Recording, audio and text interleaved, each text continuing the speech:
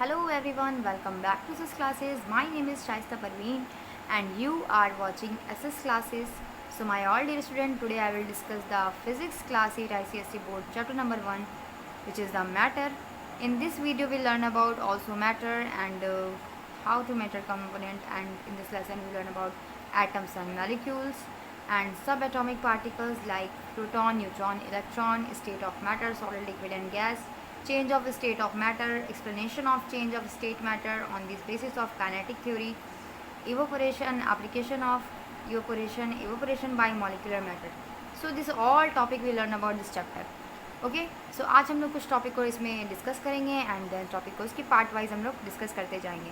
तो सबसे पहले जो आज हम लोग चैप्टर 1 स्टार्ट करने वाले हैं उसमें मैं कंटेंट आपको बता देती हूँ. कंटेंट हमारा फर्स्ट है मैटर एंड सेकंड है फिजिकल क्वांटिटीज़ एंड मेजरमेंट्स. फिर थर्ड पोर्शन है हमारा फोर्स एंड प्रेशर. फोर्थ है हमारा मोर अबाउट एनर्जी. फिफ्थ है हमारा लाइट एंड सिक्स है हीट. सेवन है हमारा साउंड एंड एट है स्टैटिक इलेक्ट्रिसिटी. नाइन है हमारा मैग्नेटिज्म एंड इलेक्ट्रिसिटी. एंड उसके बाद आपके सैम्पल पेपर है देन वाइज आप जैसे करते हो. So without wasting the time I will start the matter discussion.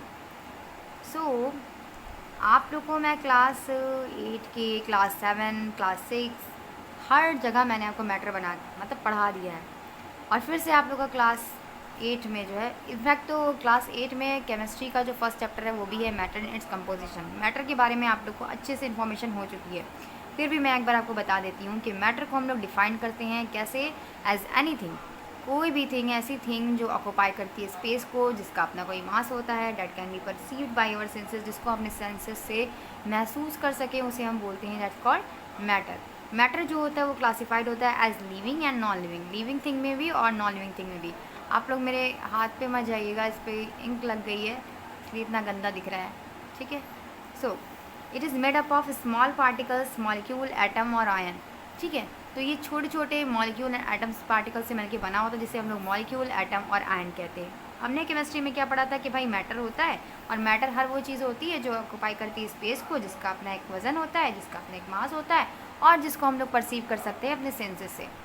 But matter जो है कैन क्लासिफाइड एज लिविंग और नॉन लिविंग थिंग, ये भी हम लोगों ने पढ़ी थी. अब क्या है मैटर जो है वो स्मॉल पार्टिकल्स और भी छोटे छोटे पार्टिकल से मिलके बना है. वो कौन से पार्टिकल्स हैं भाई? वो हैं मॉलिक्यूल, एटम और आयंस. एटम को हम लोग आयंस भी कह सकते हैं. सो मैटर पहले ये था कि सिर्फ मैटर जो है पूरी दुनिया बन के बनी हुई है मैटर से, छोटे छोटे मैटर से मिलके बनी हुई है.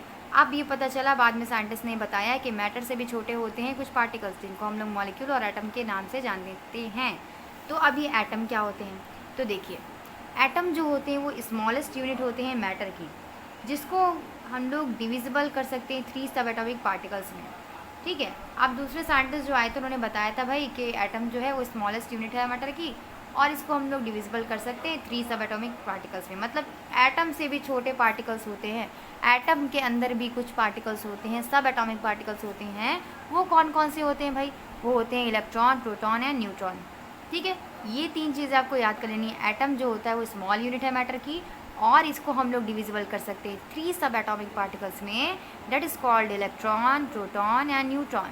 अब इलेक्ट्रॉन क्या होता है, प्रोटॉन क्या होता है एंड न्यूट्रॉन क्या होता है, सिंपली भाषा में समझेंगे. देखिए, इलेक्ट्रॉन जो होता है वो सब एटॉमिक पार्टिकल है किसका? एटम का. और इस पर जो है चार्ज होता है. कौन सा चार्ज होता है भाई? इलेक्ट्रॉन पे जो होता है वो होता है माइनस चार्ज, निगेटिव चार्ज. ठीक है. So it is contain the negatively charge which neutralize the positive charge present in nucleus. ठीक है. इसमें जो निगेटिव चार्ज प्रेजेंट होता है हमारे इलेक्ट्रॉन में, वो क्या करता है, जो न्यूक्लियस होता है एटम का उसमें जो प्रेजेंट होते हैं पॉजिटिव चार्ज, ये उसको न्यूट्रलाइज कर देता है. ठीक है. उसको उदासीन बना देता है भाई. न्यूट्रलाइजेशन मतलब उसको उदासीन कर देता है. अब हमें ये पता है कि जो भी निगेटिव एंड पॉजिटिव चार्ज होते हैं वो एक दूसरे को क्या करते हैं, अट्रैक्ट करते हैं. तो अट्रैक्ट करेंगे, न्यूट्रलाइज कर देंगे दोनों को. ठीक है. अब इलेक्ट्रॉन के बारे में मैंने आपको क्या बताया कि इलेक्ट्रॉन एक ऐसा सब एटॉमिक पार्टिकल्स है जिस पर निगेटिव चार्ज होता है और न्यूक्लियस में, एटम के न्यूक्लियस में जो प्रेजेंट होते हैं पॉजिटिव चार्ज, ये उसको न्यूट्रलाइज कर देता है. इतनी बात क्लियर हो गई. इतनी ही बातें आपको याद रखनी है. उसके बाद हमारा आता है प्रोटॉन. प्रोटॉन क्या होता है? प्रोटॉन एक ऐसा सब एटॉमिक पार्टिकल्स होता है एटम का जो पॉजिटिव चार्ज कंटेन करता है. अब प्रोटॉन पे क्या होता है? प्रोटॉन पे पॉजिटिव चार्ज होता है, प्लस का चार्ज होता है. ठीक है. और ये भी क्या करता है, जब नेगेटिव चार्ज इसके पास आता है ऑर्बिटिंग में, मतलब न्यूक्लियस में बाहर तरफ जो ऑर्बिट होते हैं उसमें जो है इलेक्ट्रॉन चक्कर काटते रहते हैं, ये हम लोग पढ़ेंगे आगे।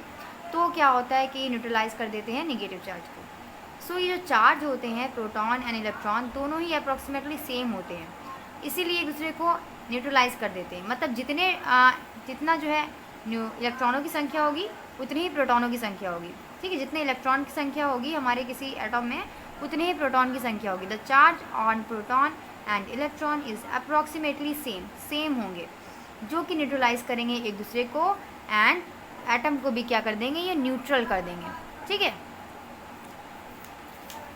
फिर हमारा थर्ड पार्ट आता है, क्या आता है, न्यूट्रॉन आता है। न्यूट्रॉन क्या होता है, अब न्यूट्रॉन जो है वो भी हमारा एटम का ही सब एटॉमिक पार्टिकल्स होता है, लेकिन इस पर कोई चार्ज नहीं होता, ना तो इस पर माइनस का चार्ज होता है और ना ही इस पर प्लस का चार्ज होता है, इसीलिए, ठीक है। ये न्यूक्लियस में प्रेजेंट तो होता है बट इस पर कोई चार्ज नहीं होता, ये क्या होता है, न्यूट्रलाइज होता है। सो इसीलिए बोलते हैं इसे न्यूट्रॉन। मैटर जो है वो ऑक्यूपाई करता है स्पेस को, जिस स्पेस को करता है उसे हम क्या बोलते हैं, वॉल्यूम बोलते हैं। और मास एंड वेट, ठीक है। सो क्वांटिटी जो होती है मैटर की वो रिप्रेजेंट करती है मास को, जबकि जो ग्रेविटेशनल फोर्स होता है मैटर का उसे हम लोग बोलते हैं उसका वेट, ठीक है। अब हमें ये पता है कि कोई भी चीज़ ऊपर से गिरेगी तो वो कहाँ आके गिरेगी, नीचे गिरेगी। क्यों गिरेगी, due to the gravitational force. भाई न्यूटन ने बताया था कि न्यूटन जब एप्पल खा रहे थे तो एप्पल जो क्या था उनके सर पे आके गिरा, तो उन्होंने सोचा कि हर चीज़ नीचे क्यों गिरती है, भाई एप्पल ऊपर क्यों नहीं रह गया, नीचे क्यों गिरा। तो उन्होंने ये लॉ निकाला था ग्रेविटेशनल फोर्स का कि जो भी चीज़ जो है, कोई भी हमारी जो अर्थ है वो क्या करती है, किसी भी चीज़ को अपनी ओर आकर्षित करती है, ठीक है। तो यही होता है हमारा ग्रेविटेशनल फोर्स। तो वही क्या कहा जा रहा है कि जो भी क्वांटिटी होगी मैटर की वो रिप्रेजेंट करेगी मास को, जबकि ग्रेविटेशनल फोर्स जो है वो मैटर को किस चीज़ को रिप्रेजेंट करेगा, उसके वेट को, उसके भार को। So it can be perceived by physical senses. इन सभी को हम लोग अपने फिजिकल सेंसेस के थ्रू परसीव कर सकते हैं, महसूस कर सकते हैं, एज लाइक टच करके, एज लाइक साइट करके, एज लाइक स्मेल करके, देख करके या फिर स्मेल करके, ओके। सो कुछ एग्जांपल अगर हम बात करें मैटर की, सो लिविंग थिंग्स जो हैं वो उसमें हो जाएंगे animal and plant kingdom, and non living thing में हम लोग बात करेंगे तो अर्थ हो गया, वाटर हो गया, एयर हो गया एंड एक्सेट्रा, ऑल बहुत सारी लिविंग थिंग हो गई, ठीक है। सो स्टेट कौन सी होती है मैटर की, भाई स्टेट तो हमने केमिस्ट्री में ही पढ़ रखी हैं। कौन सी स्टेट होती हैं, 3 स्टेट होती हैं, तो हम लोग क्लास 6 से पढ़ते चले आ रहे हैं, liquid solid gas, solid liquid gas, solid liquid gas, ठीक है। यही पढ़ते जा रहे हैं, कोई चेंज नहीं होगा इसमें। तो सॉलिड क्या होता है भाई, सॉलिड वो होता है जिसका कोई डिफरेंट मास होता है, जिसका कोई डिफरेंट वॉल्यूम होता है, जिसका शेप होता है, जो हाईली रिजिड होता है। अब जैसे ये टेबल जो है, ये टेबल क्या है भाई, इसका शेप क्या आसानी से चेंज हो रहा है, नहीं चेंज हो रहा है, ये रिजिडिटी है इसकी, ठीक है। ये हमारा क्या है, सॉलिड है, क्योंकि इसका एक डिफरेंट मास है, इसका डिफरेंट वॉल्यूम है और डिफरेंट शेप है। सो दे कैन नॉट फ्लो, ये बह तो रहा नहीं है, फ्लो तो कर नहीं रहा है, और इसकी हाई डेंसिटी है, इस वजह से ये इनकम्प्रेसिबल है। इसकी हाई डेंसिटी इसलिए इसको दबा नहीं सकते हम लोग इजीली, ओके। तो सॉलिड क्या होते हैं, solid can have any number of free surface, ठीक है। उसके बाद हमारा है लिक्विड। लिक्विड क्या होता है, लिक्विड में भी डिफिनिट मास होता है एंड वॉल्यूम होता है, लेकिन इसमें कोई डिफिनिट शेप नहीं होता। इसमें शेप जो होता है बहुत रिजिड, लेस रिजिड होता है, क्योंकि ये फ्लो अप करता है and take a shape of the container. हम जिस भी बर्तन में डालते हैं, जिस भी कंटेनर में डालते हैं, ये उसका शेप ले लेता है, स्टोर्ड हो जाता है। So liquid have comparatively less density. So solid के कंपैरिजन में जो लिक्विड होते हैं उनकी डेंसिटी बहुत कम होती है एंड स्लाइटली ये हल्के फुल्के क्या होते हैं, कंपेरेसिबल होते हैं, मतलब इनको दबा सकते हैं। So they have one upper surface, okay. अब देन हम बात करते हैं गैस की। सो गैस क्या होते हैं भाई, गैस जो है उनका डिफरेंट मास होता है बट नो डिफरेंट वॉल्यूम और शेप। ना तो इनका डिफरेंट वॉल्यूम होता है और ना ही इनका डिफरेंट शेप होता है, और ना ही इनके अंदर कोई रिजिडिटी दिखाई देती है एट ऑल। सो ये फ्लो करते हैं easily in the shape of volume and container in which they are stored. जिस वॉल्यूम में मतलब जिस भी कंटेनर में इनको डालेंगे ये उसका शेप ले लेते हैं और उनके वॉल्यूम में कन्वर्ट हो जाते हैं। सो गैसेस जो होते हैं वो लीस्ट डेंसिटी के होते हैं एंड हाईली कंपेरेसिबल होते हैं, इनको हम लोग बहुत ईजिली कंपेरेसिबल कर सकते हैं, और इनका कोई फ्री सरफेस नहीं होता, they have no free surfaces. So अब हम लोग बात करते हैं कौन कौन से चेंजेस होते हैं स्टेट ऑफ मैटर में, ठीक है। मैटर में कौन कौन से चेंजेस होते हैं, ये भी बहुत अच्छी बात है, ये भी आप लोग बहुत शुरू से पढ़ते जा रहे हो। इंटर कन्वर्जन भाई, एक फॉर्म से दूसरे फॉर्म में चेंज होना। बर्फ़ से क्या हो चेंज होना, पानी में चेंज हो जाना, फिर पानी से फिर गैस में चेंज हो जाना, वेपराइज हो जाना, ठीक है। So this is a inter conversion. Inter conversion जो होता है मैटर का, उसमें इन्वॉल्व होता है change of state of matter from state of one and another. सो एक स्टेट से दूसरे स्टेट में चेंज होना ही मैटर का क्या कहलाता है, इंटर कन्वर्जन कहलाता है, जिसमें वो अपनी बैक में हो जाता है, मतलब ओरिजिनल स्टेट में वापस आ जाता है उसका, अगर हम लोग चेंज कर दें उसको position. So changes affected by changes in condition such as temperature and pressure. So ये जो चेंजेस होते हैं वो दो कंडीशन में होते हैं, या तो हम लोग टेम्परेचर बढ़ा दें या टेम्परेचर घटा दें, या प्रेशर बढ़ा दें या प्रेशर घटा दें। ठीक है, अब क्या हो रहा है, जैसे लिक्विड है, लिक्विड को हमने हीट किया, ऑन हीटिंग करने पर ये क्या होंगे, लिक्विड को, ठीक है, सॉलिड को हम लोग हीट कर रहे हैं, हीट करने पर ये लिक्विड में कन्वर्ट हो जाएंगे, है ना, और इसको हम हीट करेंगे तो ये गैस में कन्वर्ट हो जाएंगे। फिर यहाँ पर सॉलिड को हम लोग ठंडा करेंगे तो लिक्विड में चेंज हो जाएंगे, और लिक्विड को ठंडा करेंगे तो वो गैस में चेंज हो जाएंगे ऑन कूलिंग। ओके, इतनी बात होती है, गैस से ठंडा करेंगे तो लिक्विड में चेंज हो जाएंगे, इंटर कन्वर्जन हो रहा है ना भाई। देखिए, गैस से हम जब हम गैस को ठंडा करेंगे तो वो लिक्विड में चेंज हो जाएगी, और फिर लिक्विड से वो किस में चेंज हो जाएगी, और ठंडा करेंगे तो वो फिर से सॉलिड में चेंज हो जाएगी। फिर से हम पानी, लिक्विड जो है पानी को अगर हम लोग फ्रीज़र में रख देंगे तो फिर से वो बर्फ़ बन जाएगी। तो यही होता है इंटर कन्वर्जन ऑफ मैटर, एक स्टेट से दूसरे स्टेट में बार बार चेंज होते रहना। ठीक है, इतनी बात क्लियर हो गई।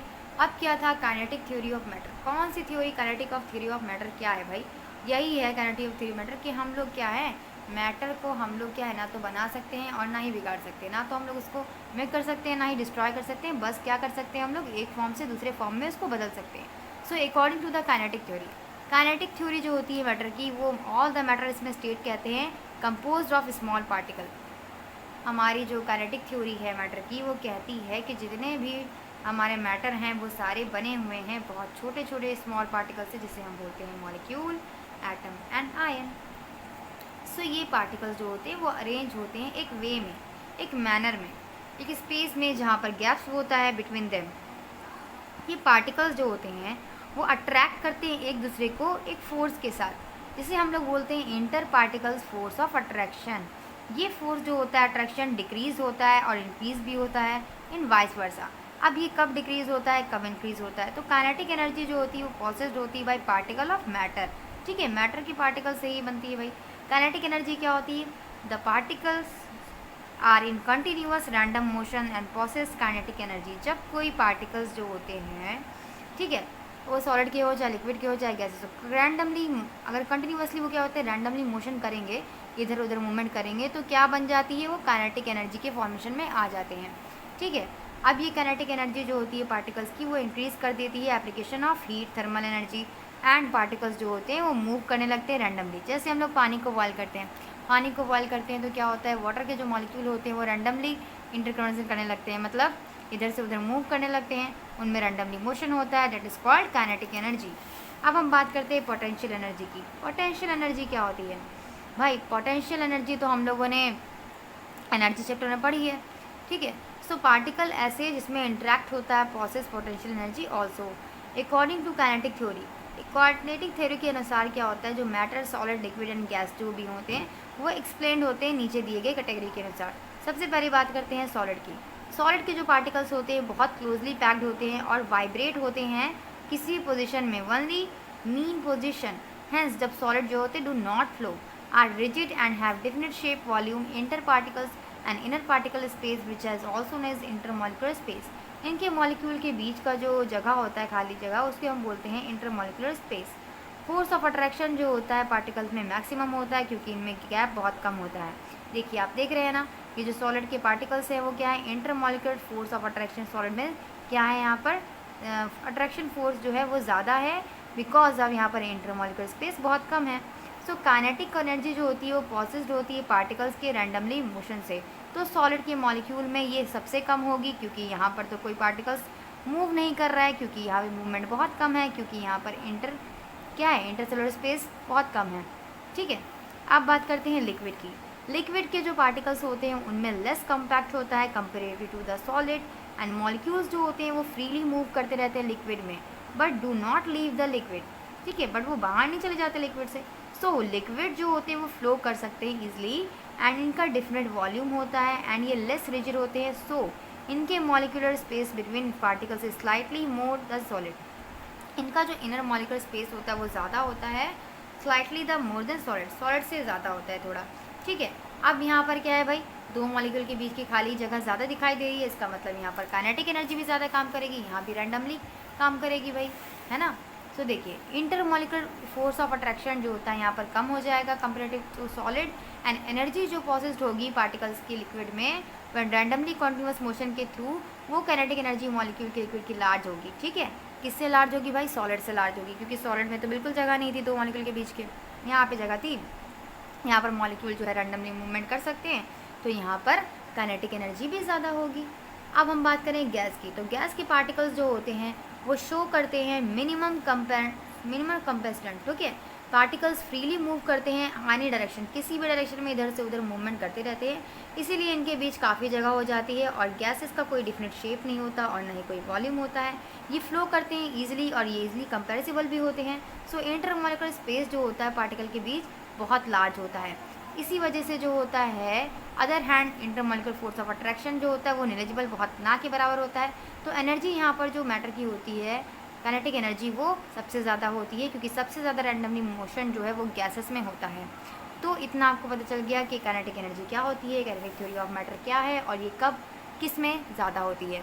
तो आज की वीडियो में इतना ही। आपको मेरी वीडियो थोड़ी सी भी अच्छी लगी हो या फिर हेल्पफुल हो आपके लिए, तो इसे लाइक कीजिएगा और अपने फ्रेंड के साथ ज़रूर शेयर कीजिएगा। क्लास 8 के जितने भी टॉपिक हैं मैं उनको क्लियर करने की कोशिश कर रही हूँ। So thank you, keep watching.